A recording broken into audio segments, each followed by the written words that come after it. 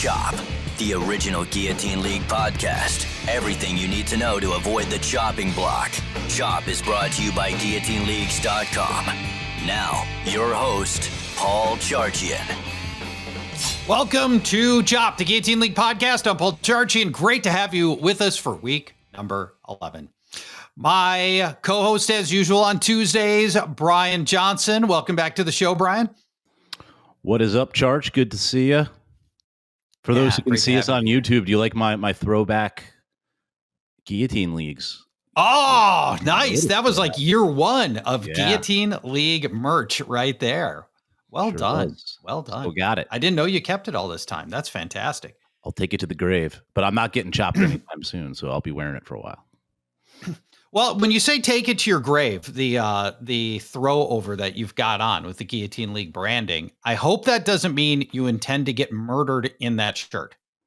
No, hopefully not. Now I'm afraid to go outside though, because I feel like I've jinxed myself. I think you should just not go outside because of that mustache you're growing. That should be an indoor only mustache. Come on, the public should not. It's not that. Should not have to see that. It's not that good, but it's not that bad. I mean, it's the. I'll let users decide. You versus Matt LaFleur's little pencil mustache. Yours is thick. It's bushy. Really? Maybe a little too thick and bushy. Yeah, it's not right, but it's Movember. You gotta do what you gotta do. Oh, good. Now I'm solo camera. Just want to zoom in on the side. Yeah. Can you get a little closer? Everybody can just check out all the bristles in that fine mustache. The speaking of Matt LaFleur, the Monday night game. Yeah, the Monday night sweat was real for me. As a Vikings fan, you were enjoying that game, I'm sure. As Viking fans do not like the Packers or the Eagles. Remember, the Eagles knocked them out of their own home Super Bowl. Still, you had to be pulling for the Eagles, even though the Vikings got their own issues. I'm taking us off course. I'm sorry, but that's okay. That's okay. I had 2 Monday night sweats, and I had mostly not had Monday night sweats this year. Man, it's probably, there's so many great things about Guillotine Leagues, but almost nothing better than the Monday night sweat. You hate it while you're in the middle of it. When your season is on the line based on what happens on Monday night. I had two games. I managed to go 2-0, and maybe that's why I'm talking about them now. I was able to get past Jorge, who you know from as our fantasy life cohort, great guy. Mm-hmm. And then in one of my personal leagues, I had about a 5-point lead, and I had Dallas Goedert. My opponent had Romeo Doubs, and I was just watching that crazy big helmet of Doubs, the whole time, waiting for, waiting to see what would happen with him. And ultimately, he had a dud game like the rest of these, the rest of the Packers, really. When I looked at. For both teams, almost everybody from both teams had bad games. It didn't matter if you were chasing or holding your slim lead for like the first 3 quarters. It could have been 3 points either way, and both are just like nothing is happening in this game. Correct, nothing happening, which was no end of frustration for me in a lot of ways. I needed just a little out of Jalen Hurts, and that's all he gave me was just a little. And, we may end up talking a little bit more about Jalen Hurts later in this show. The 2 rosters that I've got before we get into our 10 most chopped players, Brian, that were on the bubble had the same problem. And I want to talk to you about this problem. Okay. One of them I drafted Bucky Irving. One of them I drafted Omarion Hampton. And I made the wrong call on both guys to hold their roster spots because they were both, they're both bell cow runners. Bucky Irving, I think, is awesome. And I've been holding those guys now for the better part of 6 weeks, and neither it looks likely to return anytime soon. They announced this week Bucky Irving's timetable is not even on a timetable. It's not even, it's like, we don't know yet. And Omarion Hampton looks like he's still 2 weeks away. As a reminder, because I got this wrong, hopefully you won't, listeners and viewers. For almost all players, a trip to IR, just drop them. Just drop those guys, especially earlier in the season. The roster spots are so much more valuable than the possible upside. So I don't know, Brian. I loved those players. I thought they were both going to have nice seasons. Irving, Amari, and Hampton. You just can't hold injured players for 6 weeks in this format. It's just too long. We always talk about how your vision is like 3 or 4 weeks out, and that's it. That's like your whole season. I really wish I had dropped both of those guys, freed up the roster spot, and burdened somebody else's roster with Bucky Irving and Omari and Hampton instead of my own. Yeah, hindsight is certainly 2020, right? I'm actually holding both of those guys in a league. I'm still alive, but Bucky was unique because they never put him on IR, right? They just been teasing us this whole time, like yeah, the dollar or whatever. And Great Hampton, point. yeah, we should have dropped Hampton, but at the time, what was it? Week 3, week 4, there wasn't much out there, and we were hoping for the 4-week, the best case scenario. We didn't get that, but yeah, I'm with you. Where you have to, I'm not gonna say universally drop players that go on IR, especially early in the season, but you have to take a much harder look at it because those two. But yeah, the Bucky thing is just bizarre. Has yet to be put on IR and has no timetable. Like, right? How screw weird you, is that? Tampa Bay? Yeah, it's brutal. Speaking of the Monday night sweats, I'm watching this game, and the texts always fly fast and furiously in my Guillotine Leagues on Monday nights. Between the people that have got something on the line, and my other buddy Paul had a game on the line, and we're watching this game, and he's just it's all sour, right? It's like, oh, but watch. He was going up against Romeo Doubs and Devontae Smith, and he was just every play. It's like, this is going to be you watch, bomb to Smith, blah blah blah. And we get to the end, he barely survives, and he's like, that's it. I'm pushing in all my money on James Cook, the guy that he knocked out on Monday night at James Cook. I'm pushing in all my money on James Cook. I'm like, how much money do you have? $395. And I'm like, do not do that. We are not bidding $395 on James Cook. That is no. Don't do it. That is too much. No. So I went this morning and I looked to see the most expensive player from last week in bidding was only $301. Bijan Robinson last week was the most expensive player. Yeah. Ooh, I think we'll talk about him probably. Yeah. Let's get into that. As we get into our top 10 most chopped players, they are brought to you by Xfinity. Imagine all your football all in one place. Easy. Xfinity. Imagine that. Hey, there we are. There's our little Xfinity logo right there. There's the quad box. We'll talk more about that in just a few minutes as well. Brian, of course, we don't know everybody that's available in your league, listeners and viewers. So let's just talk broadly, as we like to do, about how much you should be bidding on players. End game players. Are we still maxing out like 200, 250 on end game players, Brian? Yeah, I think it's an interesting point of the season right now. I think we could almost go on like a percentage of FAAB that you should allocate on players. Put it that way, almost like if you have less than $200, you're not getting an end game player. So to answer your question, yes, I think you spend the 200 to 250, but not like James Cook is a borderline end game player. But I don't know if I'm going all in on an end game player right now, unless you truly feel that is your last piece. But there's still a lot of football left to be played, and nobody's putting together their 8th and final end game player. No, so this early in the season, nobody's team is there yet. Yeah, you need to at least be conserving $100 because again, in a few weeks, you're going to be getting end game players if you survive for $20-$30 in most cases, right? So.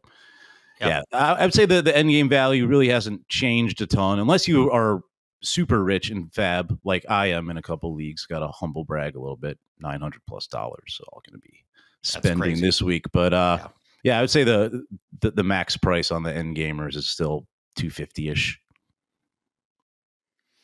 Then middle tier players that are guys that are going to maybe help you for a few weeks, but are not end game players. You have to be really careful here because you can't be dropping 30, 40, $50 on those guys because 30, 40, $50 in a month is going to get you Christian McCaffrey, assuming he's playing at that stage. These are $10 players, $15 players, maybe $20 players for these mid-tier players. You're going to start for maybe a month. And then lower tier players are $0 to $5. Guys that maybe are just depth guys, they're handcuffs. Blake Corum, if you just want a handcuff guy, a short-term helper, you think, we'll talk about some of the short-term helpers a little later in the show that you can bid in, those cheap dollar prices to help you for a couple of weeks. Yeah, and right, for Brian, those who suck at math like I do, but I'm going to attempt this. There are 8 teams left, right? And if your league started with 8, so that is 80, 32, 112 players, 112 players, 112 players rostered on in leagues right now, right? So there are players available too. So I'm bumping down those intermediate bids. It's really now to like $5 from me. I just wanted to chime. It's like $5 or because there's talent out there that you can get for $0 now, at least. Yeah, there is a lot more than replacement level players. Yep. And this week there's only 2 teams on bye as well. And yeah, this is gonna be a tricky week. What'll be fascinating this week with the 2 teams on bye. One's Indianapolis. The Jonathan Taylor teams haven't had to spend. I think there's a lot of Jonathan Taylor teams that are sitting at $700, $800, $900 because they haven't had to spend, and it's been a luxury position. Now we find out what happens. They even had to change their lineup. Probably they could have left bye week players to this. No kidding. Taylor. Yeah, no kidding. Yes. So we'll see if you're a Jonathan Taylor manager. Do you now put in some money? Is this finally the time? And I think it probably is. I'd hate to lose because you had let the rest of your roster really get substandard because you didn't have to make any moves until now. You've got a ton of money. I think I'd probably spend some here. And then to serve up Jonathan Taylor on a platter to the survivors in your league. Right. Wouldn't that hurt? Oh, everyone's rooting for the JT team to get chopped this week. That's for sure. Yes. 2 of our top 10 players are bye week players from last week. And it starts right here at player number 10. And that is Kansas City tight end Travis Kelce at a 14.5% chop rate. His utilization score, 75 out of 100. The upcoming schedule is interesting. At Denver is tough. Indianapolis, and then at Dallas. Obviously, that's easy. Last week's median price on Travis Kelce, Brian, a stunning $6. That's it.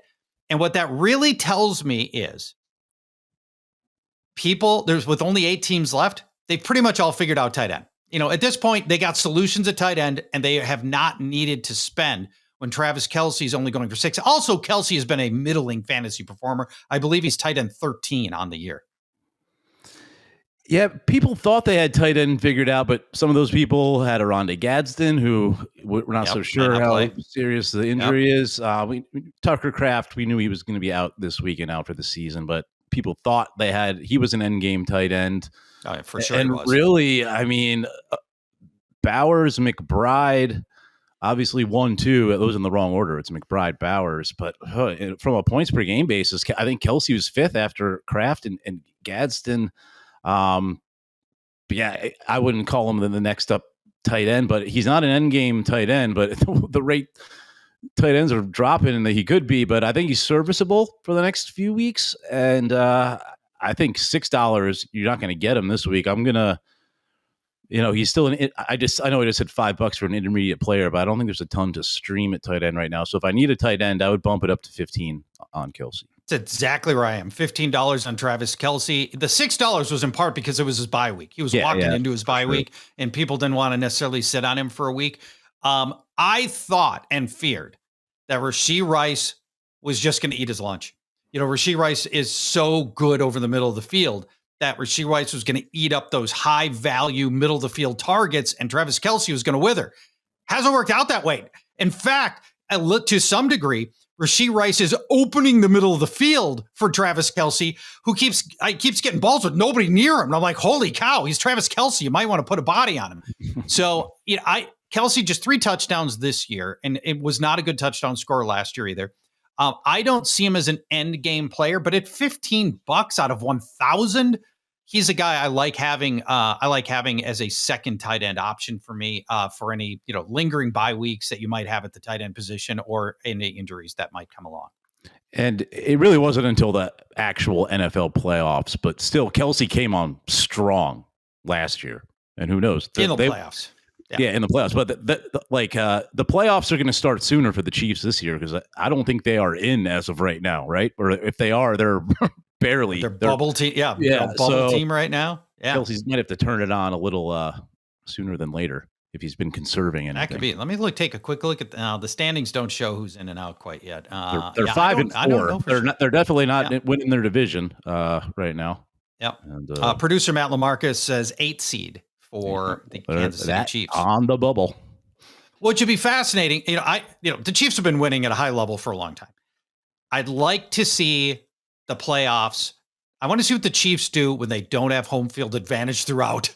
That would be unique. So we'll find out how that plays out. But we all want the Chiefs to lose. Let's just be honest. Unless you're a Chiefs fan, they've won for a long time. We could care less if you make the playoffs, Kansas City. Honestly, anyway. So I'm a little bit torn on the Patriots this way. The Patriots had it so good for so long, and here they are now. It looks like, after a 3-year dip, they are now back with another very good team and a long-term quarterback. And I'm torn about how happy I should be for the New England Patriots. I know, right? It's kind of been a long time, but it's a little too soon for them to just have another. Yeah, how about can't the Browns have some of that? Seriously, that's all. Yeah. Well, the Browns, it's self-inflicted. It's all self-inflicted for the Browns. Okay, let's go to the number 9 most chopped player. Baltimore running back Derrick Henry on this list again. Utilization score of 64 out of 100. The upcoming schedule, he's at that tough Cleveland run defense, arguably the best run defense. I think they're second best in the NFL behind New England.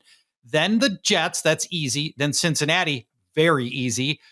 Last week's median price on Derrick Henry was $150 on the nose. Here's a tricky one. Is Derrick Henry an end game player, Brian? It's not clear.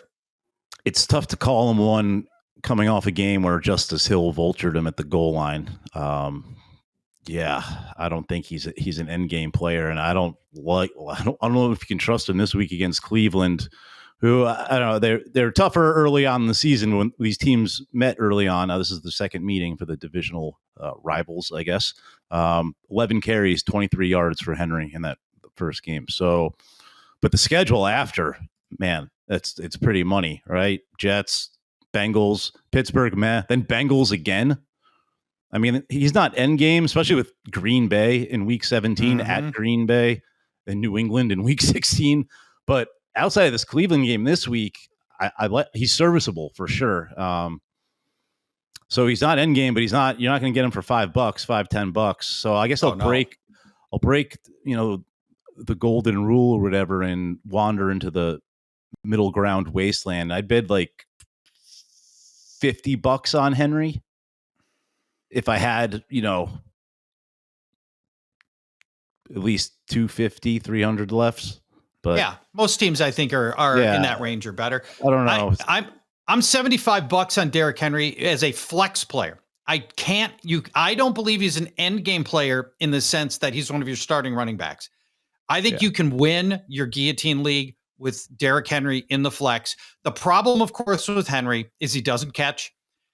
He hasn't topped 16 receiving yards all year, and that gives him a floor we don't love. And, even last week, he had 21 carries for, I think, 75 yards, and here he is on this list in our top 10 most chopped players. The receptions are so critical.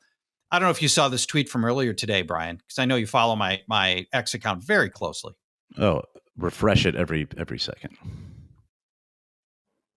Derrick Henry ranks 65th in broken tackles.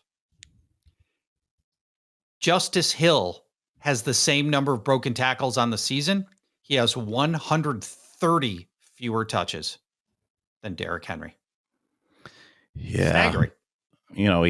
Henry's superhuman. None like him before. None will ever come after, but everyone hits the wall at some point. I'm not saying he's hitting it, but when he hits the wall, it seems like he's going to hit it real hard.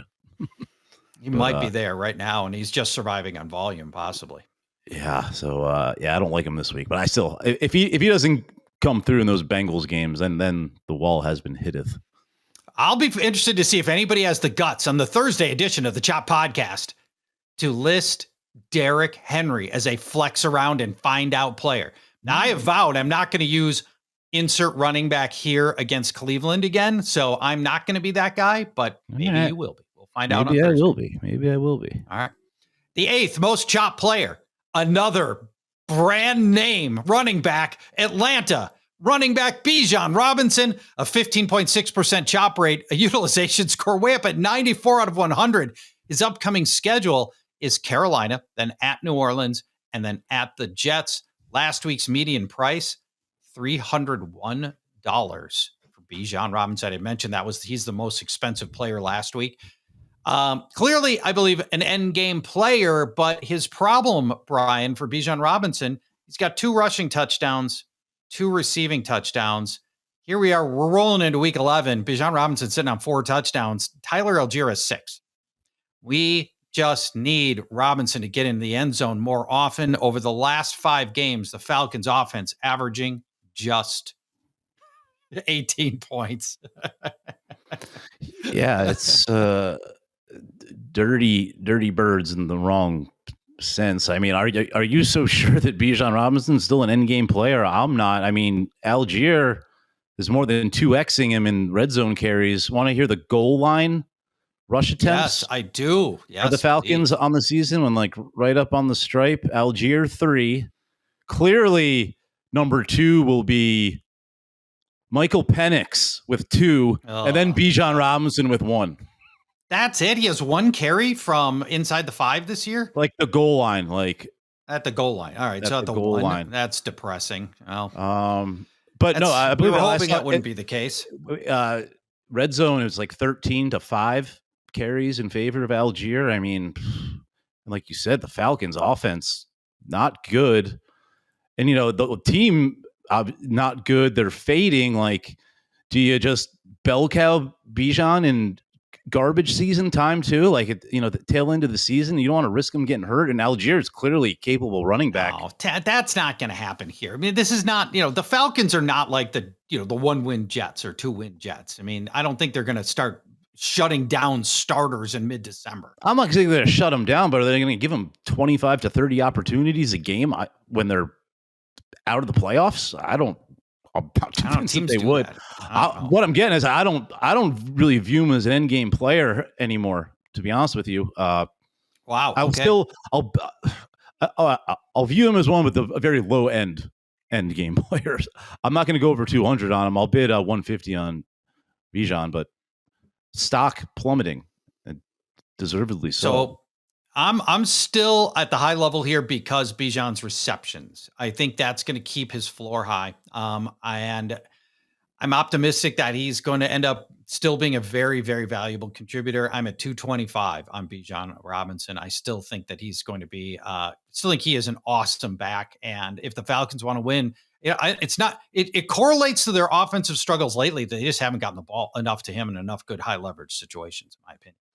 Let's go to the 7th most chop player. It's Buffalo running back James Cook, a 16.6% chop rate, utilization score of 78 out of 100. His upcoming schedule is at Tampa at home, then at Houston, at Pittsburgh.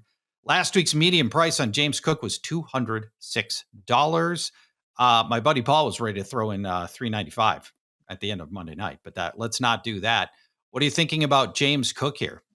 Yeah, do not do that, other Paul. James Cook, yeah, brutal game for the whole Buffalo Bills team, fan base, everything. Yeah, they're not winning the Super Bowl this year. But anyway, we don't care about that. I'll view that game as an anomaly for Cook from a fantasy standpoint. There's some turnovers that kind of killed the flow for the Bills, blah, blah, blah.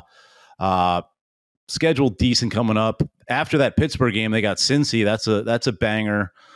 Of course, in week 14, but 15, 16, and 17. Well, 15 and 16 at New England, at Cleveland. That's a tough stretch for Cook, but I still can consider him an end game player.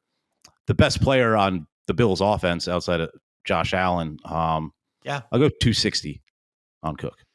Wow. Okay. I'm 175 in part because the receiving hasn't been there. It's so weird. So he did have 5 catches last week. Thank God. But the prior month he had 1.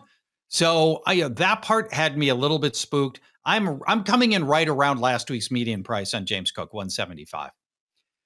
All right, this is going to be a really zero fun conversation about the sixth most chop player. Las Vegas tight end Brock Bowers, a 17% chop rate. What a bummer season. I mentioned on an earlier episode of Chop, last week or the week before, that correlation between my teams that have been chopped. It's all Brock Bowers. I had taken Brock Bowers early in a lot of leagues. He cost me in a lot of leagues. He finally had the big bounce back game 2 weeks ago. And then last week, it's not even the highest scoring tight end on his own team. Super frustrating. And get a load of this schedule. So it's Dallas this week, but then it's a 5-week stretch against great tight end defenses. The Browns, Chargers, Broncos, Eagles, Texans. It is a nightmare stretch for Brock Bowers. And at this stage, I don't trust the Raiders offense to overcome really good defenses. And, again, Bowers, it's a smash spot this week, but I'm nervous about him long-term.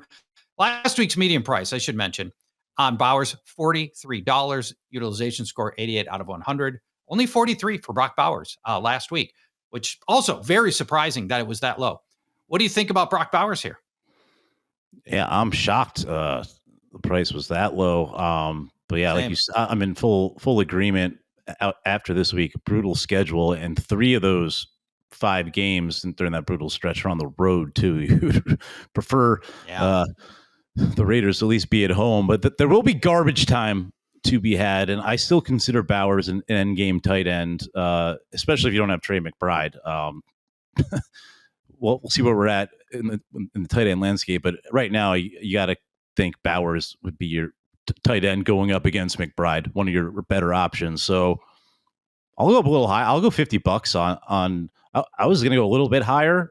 I still think he's going to be one of the top 5 tight end options moving forward. I mean, Vegas is going to be trailing. They're going to throw. So yeah, 50 on Bowers, where I'm at.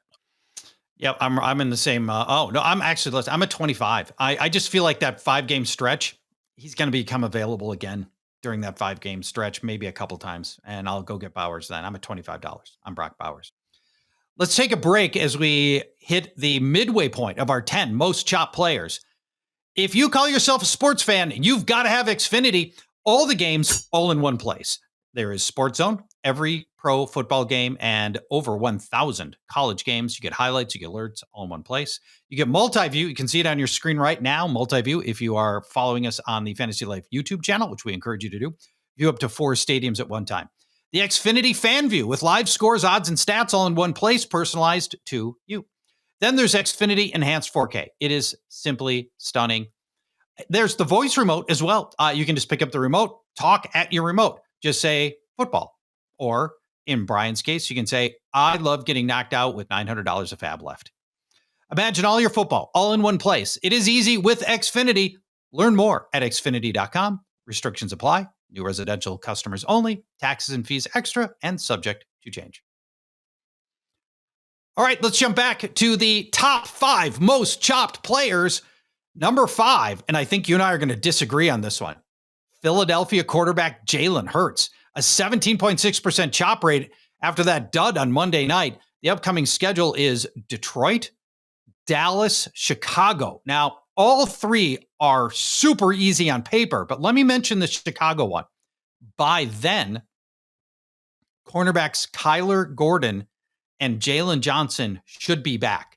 So that Chicago one might be tougher than it looks on paper right now, but it does look like a primrose path for Jalen Hurts. Last week's median price on Hurts, $40, which also tells me most guillotine managers feel like they've got quarterback figured out already, that they weren't putting in more on Jalen Hurts.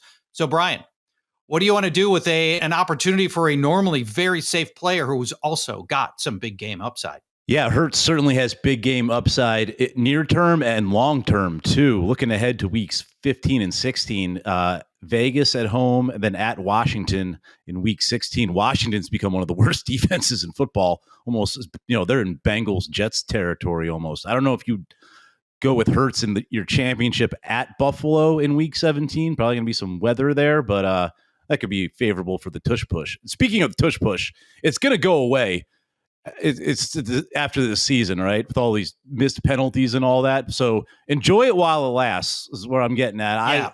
I'm still in on Hurts as week 17. We'll see, but he's still an end game quarterback, and $40 sounds about right. And you'll get him for that coming off the clunker on Monday night. But again, that was at Green Bay, good defense. So I'll give him a pass there. I'm not going to call him washed or anything like that. So 40 on Jalen. Yeah.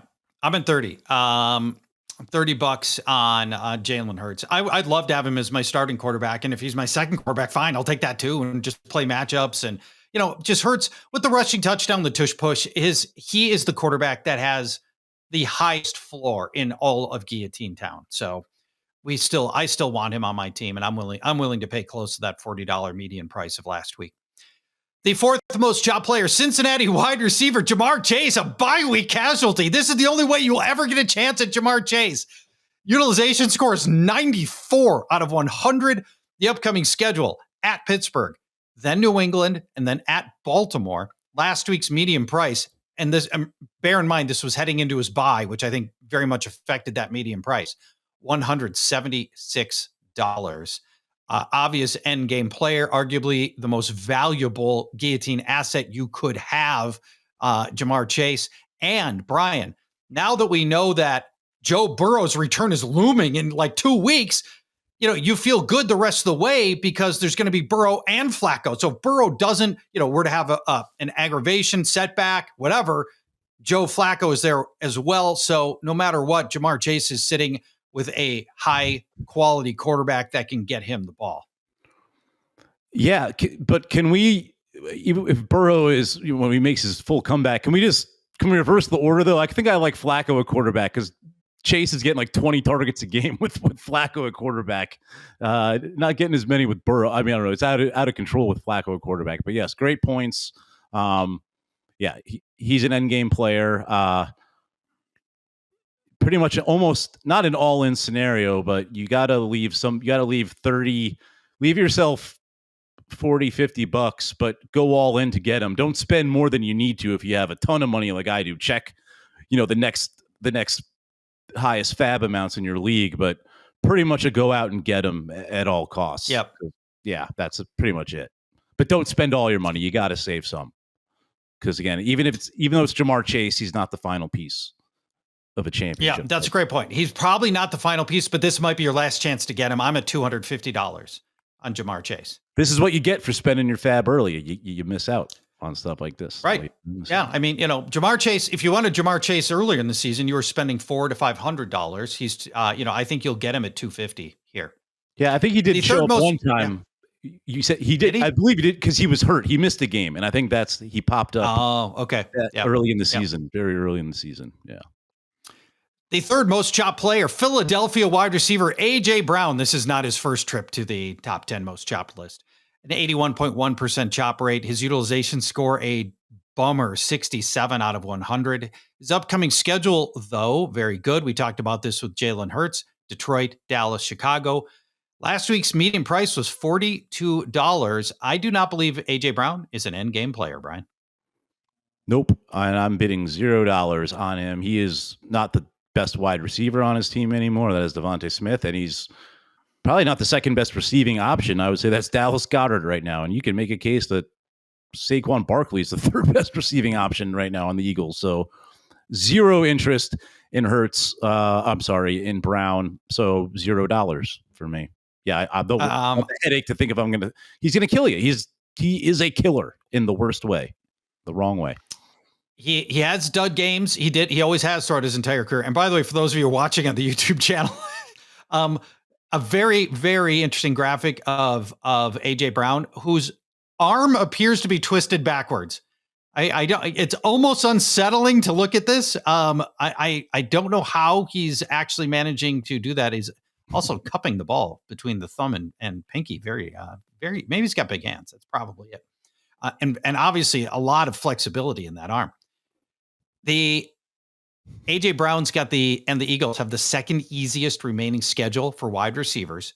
Back-to-back games against Detroit and Dallas. He's sitting on potentially two very good games these next 2 weeks. So I am not at $0 like you. I'm at $10 on AJ Brown because I would start him the next 2 weeks, and maybe against Chicago if they haven't gotten their cornerbacks back yet. The second most chopped player is Indianapolis wide receiver Michael Pittman. It's funny, we haven't had Pittman on this list yet because not enough people were starting him, but everybody had gained a lot of confidence in the Indy offense, and Pittman had been doing really well for a long time. 18.4% chop rate. He promptly gets chopped here in a surprisingly bad game.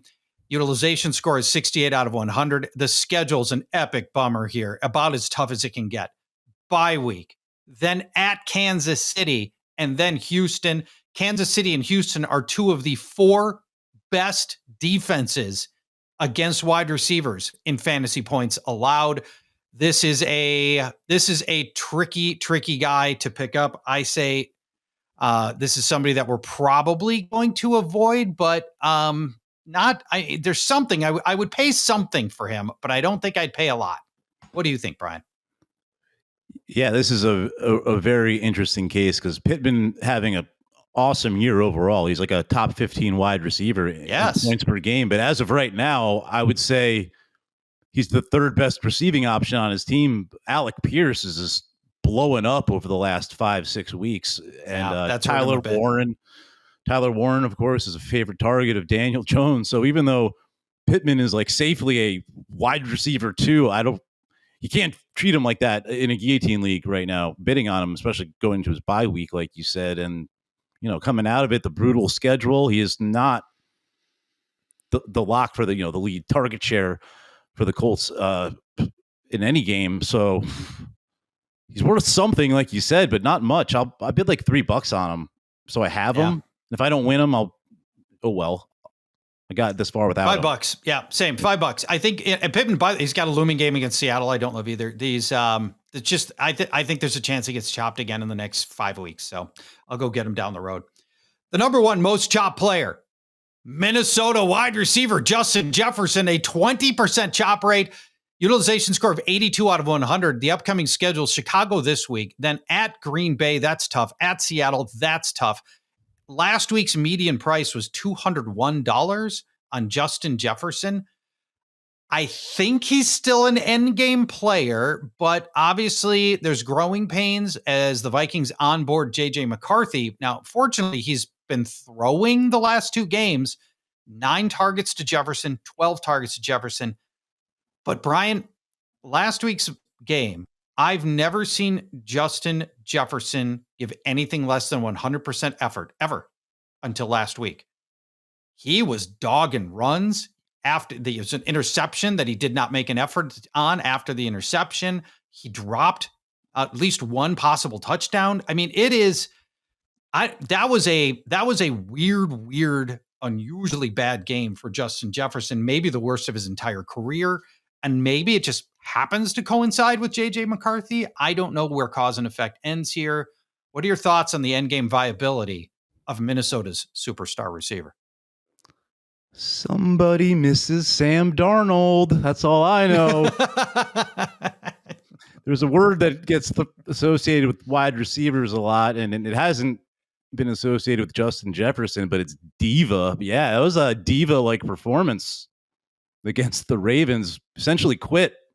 But yeah, you would like to think, they're going to let McCarthy play out the season, improve, hopefully. And if he's going to do that, he's going to have to keep targeting Jefferson, even though Jalen Naylor had its monster game on 4 targets and Jefferson's had like 11, did nothing. So definitely not a lock as an endgame player, but the potential is there. Indoor team. What did he come in last week? You said 100. He was 201. He was 201 was the median bid on Justin Jefferson last week. I can't breach 200 coming off of that game. And then McCarthy is looking like he's going to have some struggles the rest of the season. Looking at the playoff, he's got Dallas in week 15. Well, Washington, Dallas, 14-15. Yep. I like that. and then this week, like I said, at Chicago, but at Green Bay, at Seattle, 12-13, week 12, week 13. He's going to be on this list again.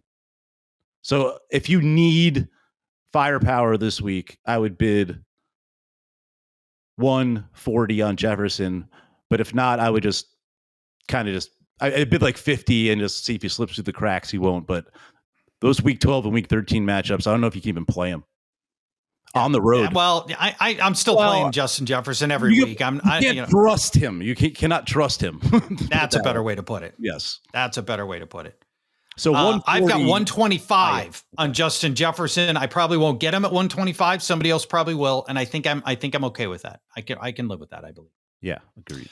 Hard to believe that Justin Jefferson had 206 air yards last week, and he's the number one player on this list. That's hard. That is a tough combo to put together right there. If you get a 206 air yards, something good almost always happens. All right, Brian, it is time for our regular guy bidding. This is the final stands of every show where we talk about the caliber of guys that pop up on traditional leagues that you're generally bidding for in regular, plain, boring fantasy leagues. But you'll also want to consider for guillotine usage. These guys are generally cheap. They provide some short-term help. And regular guy bidding is brought to you by Pristine Auction. There is something for every fan. If you're a first-time user to Pristine Auction, register using the code FL20. That's Fantasy Life 20. FL20 to get $20 in credits added to your account.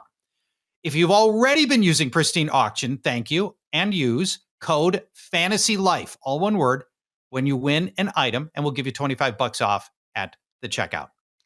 Now, I was ready, Brian, as I like to do every week. I go to Pristine Auction. I find something interesting for us to talk about. And so I was going to do that here, but Matt LaMarca stepped in and said he was very excited to look through the bidding for the Seattle Seahawks MVP player, Jackson Smith-Njigba. I knew you were going to do that. Offensive player of the year. Yes. Sorry, that might be Taylor. The case. You are not going to win that. Might be the case. But Matt, did you find some cool stuff on Pristine Auction? There we go. I can't go one highlighter. in the upper right, the throwback in the upper right to the Steve Largent era. Yeah, the Steve Largent era one for sure. And they just got to wear those uniforms all the time. They've been wearing the blue. I don't know if they've worn the white or like the grayish old ones yet. Back in the day. I don't know what they have. I don't recognize the one in the upper left at all. No, that's kind of like, that's like the old, it's retro, but it's thrown in there like highlighter yellow. That's a no-go. That's a no-go for me. But yeah, I would go upper right. That's out. The bottom one's cool. That's like that's their standard throwback one, I believe. I had never noticed this before, and it's only now that I'm looking at it. Matt LaMarca, will you throw those back up, please, on the screen? And again, apologies for those that are just listening to the podcast. You can't see this. But if you pull up the image of the old Seahawks logo, the eyeball on the Seahawks was like a Egyptian hieroglyphic eyeball. Mm-hmm. I mean, that is a super weird non-Seahawk eyeball right there. And I had never really noticed it because when they changed the design, they changed that as well. Yeah, so that is the true retro. That's like the updated retro below. But yeah. Yes. Yeah. The eyeball is very weird to me. It looks like it should be Amon-Ra St. Brown. It should be the one actually playing through. They've made subtle changes to the bird. I know like the Cardinals kind of made their like Cardinal a little like angrier looking at one point. And like the Dolphin changed. The Miami Dolphin got a little like more menacing. They got to bring back like the happy Dolphin. Remember this came to mind randomly, but the Seahawks used to be in the AFC. Remember that? They were like I do. I'm old enough to remember that. Yeah. As am I. I'm trying to remember why. It was obviously because of expansion. Was it when the Panthers and no, it wasn't then. Yeah, it was Panthers Jags. I think that's what did it. Matt LaMarca, will you look up the year and the reason that they switched? When they had to do it was, you'll remember it was not always 8 divisions with 4 teams. No, I think it was the Texans.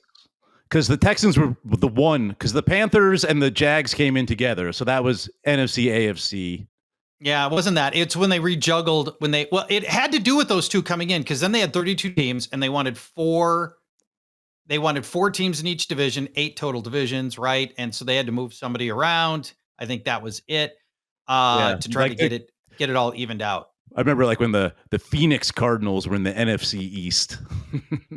Yes, the Phoenix Cardinals were in the NFC East. And I think the Falcons were in the West, were they not? I believe those were the days. Yes, they were. And I think they did a very good job on realigning those divisions. For sure. Matt LaMarca telling us that the Seattle returned to the migrated to the NFC in 2002 as part of that switchover. So it was that, and obviously the Jaguars Texans. and the Jaguars, Texans, was it Texans that changed? I don't know. Texans came in 2002, and they were just the one team. Was it. I think they had to. The one team, so they had to move that one. Okay, that was it. This right. segment, we ask Brian, what you bidding on? And we begin with Arizona running back Amari DiMercato. Now, he ended up with a really nice game last week, and it looks like Trey Benson's a few weeks still away from returning from his knee injury. We're talking about guys laboring on rosters. Trey Benson would certainly count for that too. DiMercato faces San Francisco this week. That battered defense has struggled a lot against the run and against pass catching running backs, where they've allowed the third most receptions. DiMercato is the pass catching runner for the Cardinals, so I think he's got a favorable matchup here. So, what do you think about what you bidding on Amari DiMercato, Brian? I'm a fan. I got to peacock a little. Might take a chance on me player. He should be their full-on starting running back. He's when he's given a chance, he produces. Yes, he had that fumble, but he tossed at the goal line. But that was don't forget, a 70-yard touchdown run. The guy's explosive, and he had another 60-plus yard run or catch and run last week. And the matchup against the Niners aren't bad. Benson coming back later than sooner, like you said. So I'd bid up to $10 on Amari DiMercato, depending on how needy I was at running back or to fill a flex spot. All right, let's next go to Woody Marks, the Houston running back. I think there's a lot of people that maybe gave up on either side of this, the Chubb side or the Marks side, but Marks ends up having a really nice game last week. And actually, if you go back, it looks like the transition's happening. I think Marks is your starter at this stage. Chubb is getting less work, and Marks got used at the goal line last week, including at the 1-yard line. I think Chubb is droppable outright. I love dropping guys in guillotine leagues. Maybe last week's going to turn out to be an outlier, but at least through that game and the way things have been trending, it looks like Woody Marks is the new starter there. Bear in mind, still a terrible offensive line in Houston. There's going to be some inconsistent results here, but Woody Marks, I think he's a starter. So, Brian, what you bidding on Woody Marks? Yeah, I'm with you. I think he is the starter too. Should see the bulk of the work, but not a great offense, not a great line. And as teams are dwindling in guillotine leagues, we're almost down to the top 100 players, and Marks is not in there. He's rosterable this week. Again, he falls in the DiMercato range, really. If you need a running back flex player, $5-10, depending on how needy you are, how much money you have, but I wouldn't spend more than that. Next up, Tampa Bay wide receiver Tez Johnson. A lot of people dropped Tez over the Buccaneers bye week and then came back. And I think maybe they thought Chris Godwin was going to come back. This Godwin thing is not good. I feel bad for this guy. I'm nervous about his NFL future. It looks like Tez Johnson is going to be the starting wide receiver for maybe the rest of the year. And even with Chris Godwin comes back, I think Tez Johnson just might be better. And so, Tez has 4 touchdowns in the last 4 games. The Fantasy Life Strength of Schedule tool, which we recommend, shows the Bucs with the second easiest remaining wide receiver schedule. So, Brian, what you bid on Tez Johnson? Yeah, I've given up the ghost on Chris Godwin as well. It's a shame. And Mike Evans, who knows? Yeah, Tez Johnson. Again, we're getting down to the top 100 players or need to be rostered. But I think this week Tez is usable and a wide receiver with big play potential, whether it's a bomb or a screen pass, and they want to get the ball in his hands. So he's a big time PPR asset. I'll go 10 on Tez Bucks. Yep, exactly what I have. $10 on Tez Johnson. Let's go to Indianapolis wide receiver Alec Pierce. Consecutive big games from Pierce. We talked about this earlier, though. Bye week, then Kansas City, then Houston. That totally changes my perspective here. I was ready to throw down like $20 on Alec Pierce. Now I'm down to $1 on Alec Pierce. And if I need to drop him at $1, if I need to drop him over the next 2 weeks, if it turns out I can't start him against the Chiefs, can't start him against Houston, at that point, then, I'm only out $1. Yeah, I feel the same about him as I do about Pittman. I like them both, but they kind of cancel each other out too, which is a huge negative. So yeah, $1. Pierce has the first, I think, weeks 1 through 6. I've got it right here. Weeks 1 through 6. Pierce averaging 4 targets per game since week 6. So 7 through 10, 8 targets per game for Alec Pierce. I think they've made a very real shift in the way that offense works. And Pierce's ADOT is 20.5 yards. Crazy ADOT for Alec Pierce. And those long passes, they've helped fill box scores. We love those. All right, last guy for you, Brian. Yeah, he hit on one last week. Pierce did. Buffalo tight end Dawson Knox. Unfortunately, it looks like Dalton Kincaid could miss several weeks or even a month with his hamstring injury. That puts Knox into a major role in an offense that's already got the 5th most yards to tight ends. And if you consolidate Kincaid and Knox into one guy, that's a pretty darn bankable tight end asset. I think he belongs on rosters. Dawson Knox, what you bidding? Yeah, I knew I was forgetting someone when we were talking about Kelsey, how the tight end field was thinning, and it was Kincaid. So yeah, Knox certainly viable, and man, who knows? You could be starting Knox at tight end if you don't have Trey McBride up into the fantasy playoffs. So depending on how needy you are, I think he's worth up to $10 right now. It's up to you. I think he's worth up $5 to $10 if you really need a tight end, because there aren't many out there. If you're not willing to spend, I don't know. Would you rather have Knox for $5 or Kelsey for $15?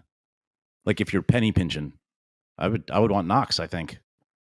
Yeah, I'm short term. If I've got another tight end that is my end game tight end, obviously Dawson Knox is not an end game tight end.